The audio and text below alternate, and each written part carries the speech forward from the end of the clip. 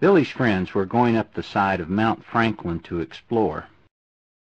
Arizona Street runs steeply up and over a toe of the mountain, and they were going up that toe with some bigger boys who had been up there before. His mother said that Billy couldn't go, and he was very unhappy about that. "All of my friends are going up there," he said. "Please let me go," he said.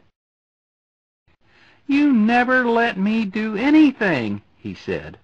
"Please, please, please," he said. So she finally said, "All right, go on, quit bothering me." Billy ran up the street, hoping that he could catch up with the other boys. He had just started up the hill when he heard a loud noise that sounded to him like a heavy door slamming shut. Just after that, all of the boys came into sight over the edge of the hill above, running towards him. As they got closer, he saw and heard that they were screaming and crying. He saw as they ran by him that some of them were bleeding. They didn't pay any attention to Billy. They streamed on by him back down the hill. When they reached the bottom, they fanned out in different directions, each heading toward his own house. After watching them until the last one was out of sight, Billy started home. He wondered what had happened. When his mother asked him what he was doing back so soon, he told her what he had seen. She called the twins' house. They had been among that bunch of boys. Their mother said that there had been some sort of explosion, and the twins had a lot of little cuts on their legs. The doctor was coming. Later, Billy went around the block to the twins' house.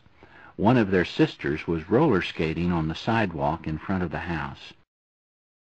She said that the doctor was still there, but Billy could go on in, so he did. Jimmy was sitting in a chair with Band-Aids all over his legs, while Jerry was lying on a daybed. The doctor was kneeling on the floor beside the daybed, bent over Jerry's legs. With tweezers, he was picking small pieces of rock and metal from Jerry's legs. The twins' mom was sitting on the bed by Jerry's head, holding his hands and stroking his forehead. What the doctor was doing hurt Jerry. He was trying to hold still, but he was moaning and whimpering. Their mother told Jimmy to take Billy out to the porch. They went out and sat on the porch swing. Jimmy told Billy what had happened. The boys had just gotten started up the mountain and were crossing an area where a building site was being cut out of the mountainside. One of them picked up a little metal tube with two braided wires sticking out of one end. A boy named Maurice said that it was a blasting cap and very dangerous. He said that they should take it to his father right away. So the boys turned around and began to run back down the mountain.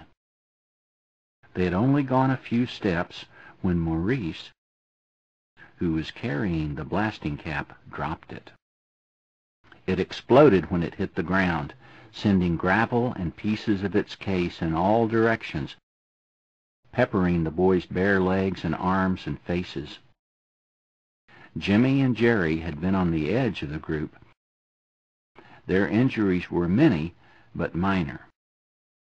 Billy saw Maurice a couple of days later. Maurice had been hurt the worst because he was the closest to the blast. His legs were all bandaged, and he was using crutches, but he said he didn't really need them. An ambulance had taken him to the hospital. The little pieces of stuff had gone deeply into his legs, so he had been anesthetized while they dug it all out.